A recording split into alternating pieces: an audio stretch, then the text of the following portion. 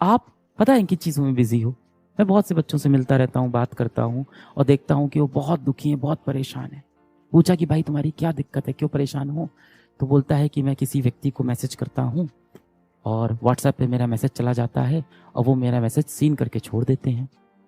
फिर मैं आधे घंटे तक बार बार व्हाट्सएप पे देखता हूँ कि वो व्यक्ति कब ऑनलाइन आएगा, मेरे मैसेज का कब रिप्लाई करेगा। वो व्यक्ति बार बार ऑनलाइन आता है और मुझे इग्नोर करके चला जाता है और मुझे पूरी उम्मीद रहती है कि हो सकता हो अगले आधे घंटे में उसका एक रिप्लाई आ भी जाए। अब सामने वाला व्यक्ति समझ चुका है कि आप उसके एकदम पैरों पे पड़े हुए हो। वो जब चाहे आपको इग्नोर कर सकता है। 2-3 घंटे बाद आपको एक छोटा सा मैसेज वो लिख भी देगा और आप वापस चले जाओगे उसके पैरों में, फिर गिर जाओगे कि हाँ उसने रिप्लाई कर दिया। आप समझदार हो, आपको समझ में आ रहा है कि वो आपका सिर्फ इस्तेमाल कर रहा है। जैसे ही उसको काम पड़ता है वो आपको फिर से एक मैसेज कर देता है। तो भाई आपके लिए अच्छा ये है कि आप उस व्यक्ति को खुद भी इग्नोर कर दो। अब आप भी उसको मैसेज करना बंद कर दो। चीजों को इतना जटिल, इतना कॉम्प्लेक्स क्यों बना रहे हो अपने लिए? आप भी उनको मैसेज करना बंद कर दो।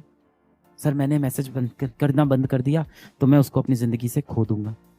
ऐसे व्यक्ति को खो देना ही आपके जीवन के लिए बेहतर है। आप भी उसे इग्नोर कर दो।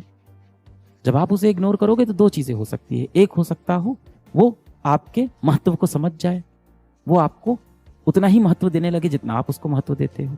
दूसरा हो सकता है कि वो आपसे बात करना बंद कर दे। अच्छा है, ऐसा व्यक्ति आपके जीवन से चला गया, आपके लिए अच्छा है। क्या होगा? दिल टूट जाएगा। सबसे अच्छी बात है, जीवन में एक बार दिल टूट जाए इंसान बहुत मजबूत बन जाता है। एक बार तो दिल हर किसी का टूटना चाहिए, मजबूती देता है आपको अंदर तक। फिर आपके अंदर लड़ने की ताकत आ जाती है जमाने से। और मैंने बोला ना, दिल का टूटना जो होता है टेम्परेरी लॉस होता है आपका। सर नहीं रह पाऊंगा उसके बिना। क्या बात कर रहे हैं? 1 दिन, 2 दिन, 1 महीना, 3 महीना, 6 महीना, 1 साल, वापस तो आ ही जाओगे। देखो यही जीवन का कठोर सत्य है। हमारे सबसे नजदीकी लोग इस दुनिया से चले जाते हैं कई बार और फिर भी हम जीवित रहते हैं। आप देखो भगवान श्री कृष्ण ने भी अर्जुन को यही बोला था। महाभारत के समय भगवान श्री कृष्ण ने अर्जुन को यही बोला था कि हे अर्जुन, जिन लोगों को तू समझ रहा है कि तेरे मृत्यु के बाद ये जी नहीं पाएंगे, ये हाँ तेरे मृत्यु के बाद ये रोएंगे, दुखी रहेंगे, पर कुछ समय पश्चात ये तुझको भी भूल जाएंगे। ऐसी ही मेरी माया है, दुनिया की माया ऐसी ही। तो आपके लिए अच्छा होगा कि ऐसे लोगों से अब आप पीछा छुड़ा लो जीवन का। क्यों चीजों को इतना जटिल करना है? अगर आपको वो इग्नोर कर रहा है तो क्यों आपने मन में एक पागलपना बसा लिया है? आप बहुत होनहार थे, आपको याद है आप कितने होनहार थे? आप बचपन में कितना अच्छा कर रहे थे अपनी पढ़ाई में, अपने खेल में। हो सकता हो आप बहुत अच्छे ओरेटर थे, स्पीचेस देते थे, है ना? आप बहुत अच्छे से खुद को रखते थे, हमेशा बाल झाड़ के खुद को ग्रूम करके रखते थे। क्या हालत बना ली बेटा आपने अपनी? किस चीज के लिए? किसी एक व्यक्ति के लिए ऐसा करोगे आप? इसलिए भगवान श्री कृष्ण ने आपको ये जीवन दिया था कि एक व्यक्ति के ऊपर पूरा जीवन आप निछावर कर दोगे, वो भी उसके ऊपर जो आपको महत्व नहीं देता है। जीवन में प्रेम करना बुरी बात नहीं है, प्रेम करना बहुत अच्छी बात है। आपके जीवन में भी ऐसे कई लोग हैं जो आपको बहुत प्रेम करते हैं, जो आपसे समय समय पूछते हैं कि बेटा रात का खाना खाया कि नहीं। जब आप उनसे बोलते हो कि मम्मी 1 रोटी दे दो तो वो 2 रोटी दे देते हैं।